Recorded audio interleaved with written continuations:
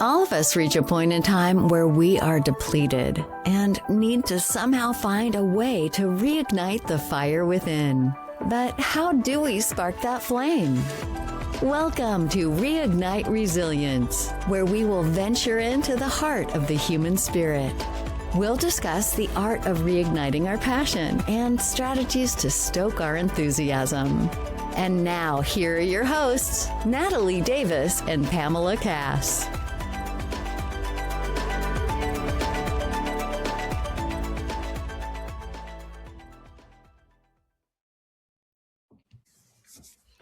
Welcome back to another episode of Reignite Resilience. I am your co-host, Natalie Davis, and I'm so excited to be back with all of you today. And joining me, of course, is your co-host, Pam Cass. Hello, Pam. How are you? I am fabulous. And you've got some news that I feel like we need to share with the listeners that I'm just like randomly this morning getting ready. And I'm like, wait, what? She started a new podcast? So, yes. So there's that. I will announce it for our listeners. So, for those of you that haven't picked up on some of the recent episodes that we've had lately, I have a little bit of a window that I've not been traveling, and so I've had taken this opportunity, to do all of the little things, all of the little housekeeping things, going to get my emissions test while I'm, sweaty and at post workout. Yep. But also, I have launched under the Leadership That Shines brand a leadership podcast. Yep. And the very first episode launched on International Women's Day. So this past Sunday, as of the time of this recording. Awesome. And so that will be a weekly podcast where we talk about topics that pertain to leadership skills and attributes and qualities, and from time to time, leader stories that they're going to share with us just so we can continue to grow on our leadership journey. So I'm really excited about it. It's been something that's been on the back burner for a little bit of time. Yeah. And I couldn't stop ignoring it. It was one of those things that just kept rolling over on my to-do list. And I said, we're getting it done. And so it's done. So that's the Leadership That Shines podcast. It's streaming on all streaming platforms. So if you want to hear more of my voice, go find it. Yeah. It's so funny. Our audience needs to know this. They probably know this about us by now. It's been long enough that if you leave us without anything to do, we'll do stuff like write books, create new podcasts. Yeah, absolutely. It's like, I've got 3 weeks. Okay, great. I went up in a 2-seater airplane this Sunday. And, which is like, I'm afraid of heights. Like, I don't even like to go up elevators. I walk stairs, and here I am in this plane, thousands of feet above Fort Collins, Colorado, flying around thinking like, I can't believe it because you also like had this fear of coming back down. I don't know why you didn't have the fear going up it, but coming back down the Rock of Gibraltar as well. So now you're like, I'll just get in a plane. I'm just going to plane. It's fine. Because nothing bad ever happens there. So. Was it an air or was there an engine? It had a propeller. It just had the propeller. Okay. Well, it was just 2 seats. And just they have those air gliders too that don't have the engine. I don't do that. I don't know. I want to have an engine. The plane was a new plane, and the plane itself did have a parachute if something were to go awry. So I felt a little tiny itty bitty, little tiny bit better. But not fully when you're looking at the screen saying, well, what's that? Oh, that's another airplane coming towards us. I'm like, oh, fabulous. Fine. Totally fine. So. Oh my gosh. I love it. The things that we get ourselves into. Listen, y'all, this is just the life of your host. So here we are. This is what we do. I love it. You have a guest that's joining us today, and I am honored to have him on and having the opportunity to hear his story. So why don't you let our listeners know who's joining us today? Absolutely. So we are honored to have Dale Atkinson. He is a health advocate, entrepreneur, father, and stage 4 cancer patient. Over the past 18 months, he has navigated life with a terminal diagnosis while continuing to build, invest, and create. His work combines personal experience with evidence-based thinking, and he refuses to accept that's just how it's done as an answer when better questions and safer options exist. Dale, we are so honored for you to take time today, and you are 7 hours ahead of us, so it's late in the evening for you to join us today to share your story and give our listeners a little inspiration and things that you've used to kind of get through this time. Well, first of all, hello both, and thank you for having me. And yes, it is rather late here. I've already done bedtime for my two little boys. So yeah, it's cracking on late into the evening. So I apologise for the slightly darker lights, but I guard my sleep like crazy, so I can't have too brighter lights at this time of night for me. Yes, absolutely. Understood, as you should. Yes, So absolutely. tell us a little bit about your story. So I know you've recently been diagnosed, but tell us maybe pre that diagnosis. Yeah, so I spent nearly 20 years in the finance industry. I ended up sitting on the board of companies like HSBC, Wellington Management, who are a big asset management firm, etc. I had a generally what was considered a very successful, very good career. Back in about 2024, just before my diagnosis, I'd actually just launched my own company as well, my own consultancy. And we were at the stage of, we were just in final talks and signing off a contract with a retail high street bank in the UK for multiple tens of millions of pounds. I was in the process of hiring staff, etc., etc. Life was going brilliantly. And then roll on the summer of 2024. And unfortunately, before my diagnosis, my partner actually had a funny turn. So one day she started having these shooting pains in her chest, going all the way up her neck and all these sorts of things, heart palpitations. So we rang up our doctor, and as they always do, panic stations started. They thought it was a heart attack, and they sent round an ambulance and full blues and twos, flashing lights, sirens, carted her off to hospital, found it wasn't a heart attack. But somebody very thankfully decided to do an X-ray. And by pure happenstance and luck, on that X-ray, they actually identified a small cell lung cancer. It was only about 1.5 centimeters at that point in time, but they identified a nodule that was cancerous and really not good. So fast forward a little while longer, and in October of 2024, on the 3rd of October to be exact, she then went in and actually had a lobectomy, which is the entire she had a resection, as it's called, of the entire upper right lobe of her lung. So that was the 3rd of October. And I'm sorry if I'm jumping the gun and running ahead here, but then a couple of days later, so she came out of hospital. It's major surgery. So she was in a major hospital in London, in St Thomas's, which is our sort of foremost cancer hospital in the UK. A couple of days later, after she came back, which was actually on our youngest little boy's first birthday, I then went in and had an endoscopy. And as part of that endoscopy, unfortunately, they identified a rather large oesophageal tumour. So an endoscopy, for anyone who doesn't know, is essentially where they put a camera down your throat. Sadly for me, because my partner was recovering from her own cancer journey, I wasn't able to go under the local anaesthetic either. So I had a completely awake, completely cognizant, watching it on the screen as it happened, first-person view of a camera going down my own throat and choking on it, which is, I would strongly suggest to anybody who has an endoscopy, take the local anaesthetic. It is not fun. Get the sedation. Don't do it. Yes. Exactly. Yes. Just take the drugs. Say yes to the drugs. Say yes to drugs. Not afraid to hear often. Yes.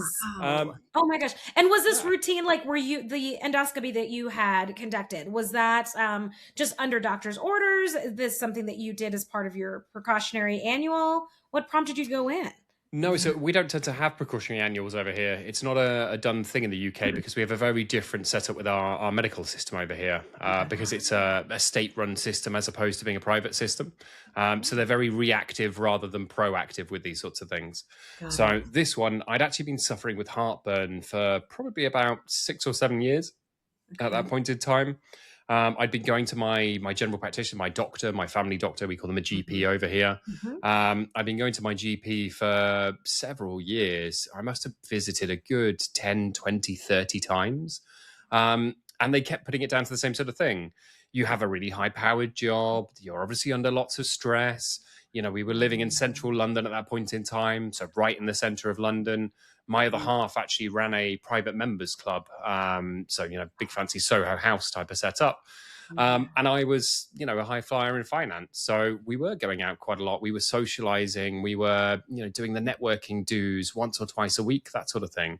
And they just put it down to that. And we went, okay, yeah, we eat lots of rich food. We drink wine occasionally. Probably is that. Fast forward, a bit longer, and I went back and back and back, and the symptoms started to sort of escalate. So it went from a bit of heartburn to then I was getting sort of acid up my throat during my sleep. Then it became a little bit of dysphagia, which is essentially struggling to eat. So I was struggling to get food down, and it would get stuck occasionally. It was always things like, heavy pastas and breads and stodgy food. And they just sort of kept explaining it away. And it's nothing, you're too young. And I was only in my early 30s at this point. So I just went, yeah, of course I'm too young. It can't be cancer. My life isn't that crazy. It couldn't possibly be. And then we got to about February time in 2024. And I started having these really bad shooting pains up through my shoulder and my neck. Went to the doctor. They said it's muscular. Go see a chiropractor. So I did. And the chiropractor said, we don't think it's muscular. Go back to the doctor. So I did. And the doctor eventually went, okay, maybe there's not something right here. Maybe something's a bit wrong. Let's put you forward for this endoscopy. But it's really unlikely to be anything interesting.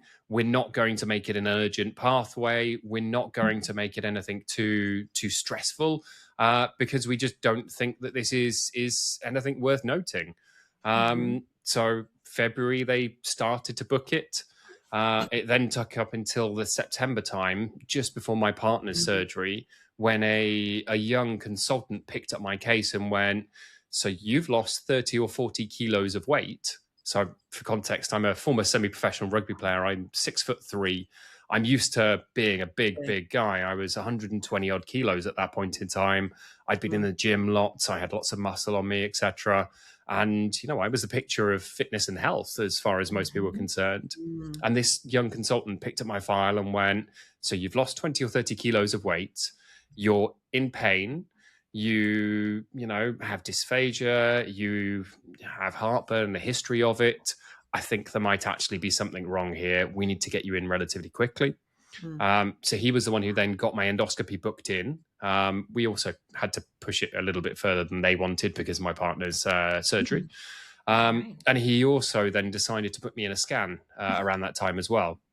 So in the space of a couple of days, I had a CT scan and I had an endoscopy done.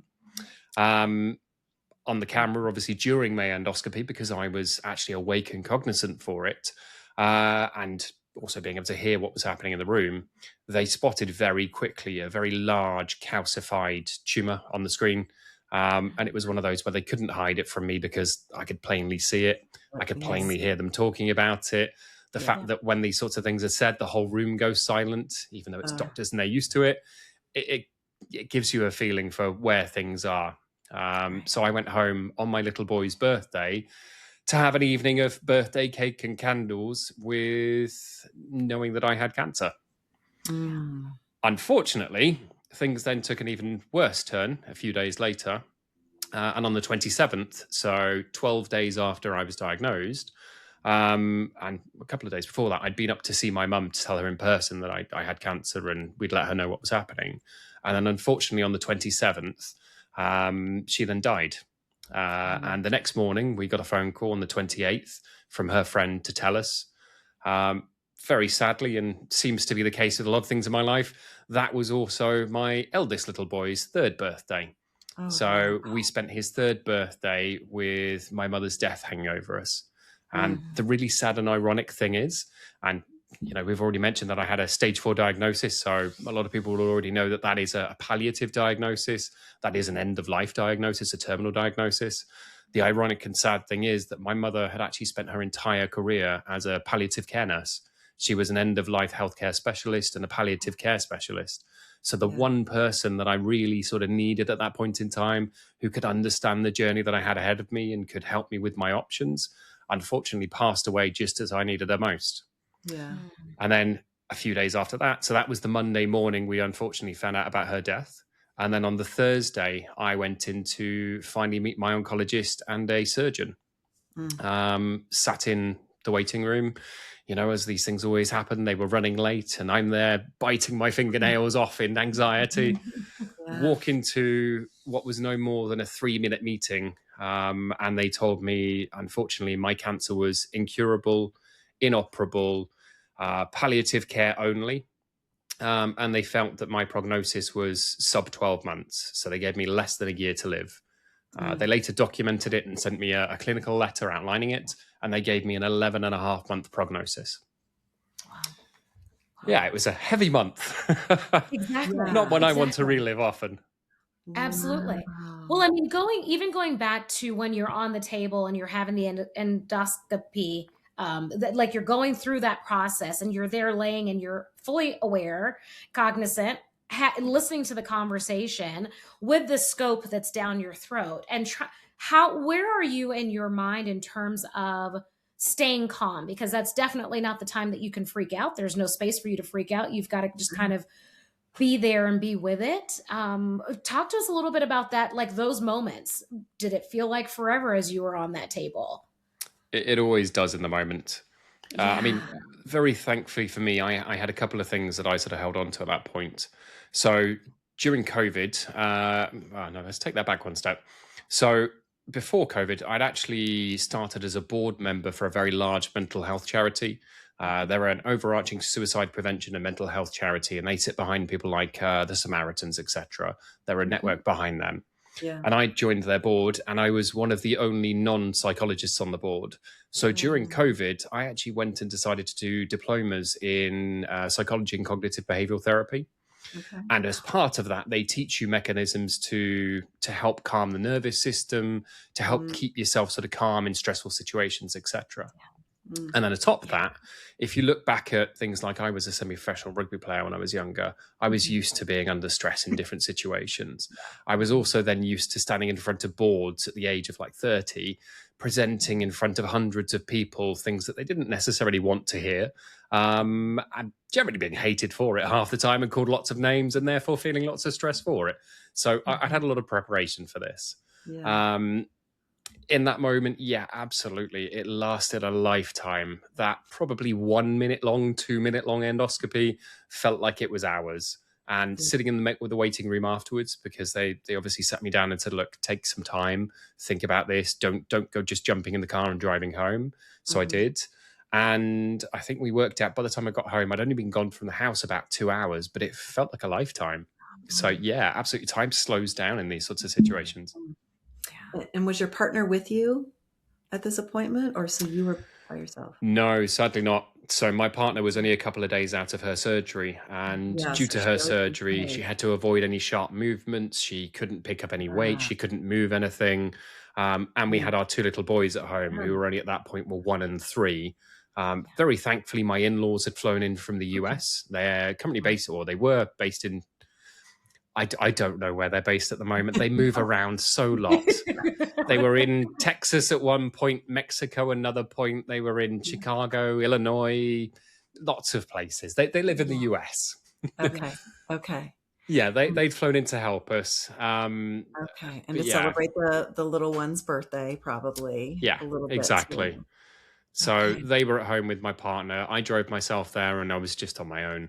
And it wasn't a nice feeling to be sat on your own finding out something like that. Yeah. Right. Yeah. And then taking yourself to a birthday celebration at that. So did you and your partner have the conversation prior to the birthday celebration, after? Like how did that all transpire? So I clued her in, of course. I gave her a phone call from the car and said, look, just take yourself out of the way. I've got something to tell you. I don't want to come in crying, feeling bad for myself in front of the boys. I want them to see their dad walking in, enjoying the birthday. I want them to understand that, the two things can be separate. We did, and we managed to hold it in. I do admit, though, that evening I did have to open a bottle of wine because, well, what else do you do in these situations? Go and get a nice bottle of wine off the shelf. I think I got a nice old Italian off the shelf, cracked open a bottle of wine and sat there with my thoughts for a fair while and put the kids to bed early and that kind of stuff. But yeah, it wasn't a pleasant sort of juxtaposition, sitting there with this feeling of doom hanging over your head and just feeling like your world has ended as well. We weren't expecting a cancer diagnosis in any way, shape or form. We'd had so many reassurances along the sort of journey that this wouldn't be anything serious. It was probably just a bacterial infection. At worst, you've got a stomach ulcer. And they kept repeating these things over and over and over every time we spoke to a doctor, which was many, many times at that point. So to us, it was such a huge sort of a jolt to the system. It was a kick in the face sort of thing. I don't know how else to put it. It was just a shock that we didn't know how to get through and over. And trying to sit with that shock, trying to still plaster a big smile across my face, sing happy birthday, blow out candles, have cuddles and all these things. It was a really, really difficult day to deal with. But we got through it. Yeah. Wow. And so your partner's trying to heal. You've got family in from out of town. You've got a little one going through a first birthday, and you've got the weight of this on you. Yeah. And I think, to be honest with you, the worst thing at that point in time wasn't the fact that I knew it was cancer. It wasn't the having to deal with all the bits and pieces around it. The worst thing was having an uncertainty around the weight, because every time I spoke to them, it was, well, we're having what's called an MDT meeting at some point. An MDT meeting is a mixed disciplinary team meeting where they have an oncologist, they have a surgeon, they have a doctor, they have a radiologist, etc. They have people from each different department in order to give an opinion on the case before they then sort of make a formal diagnosis and progress things. So I had to wait for that to happen, and they couldn't give me a timescale. At 1 minute it was, it's going to happen this week. You're an urgent case. You're young. You're this. You're this. We will have an answer for you in a few days. The next it was, oh, well, I don't know why somebody told you it was this week. Actually, it's going to be next week. Oh, well, it might be pushed to next month. It might be this. It might be this. And a treatment plan. I guess it's like it's the gathering of like the council. Exactly. And the treatment plan then comes off the back of exactly that.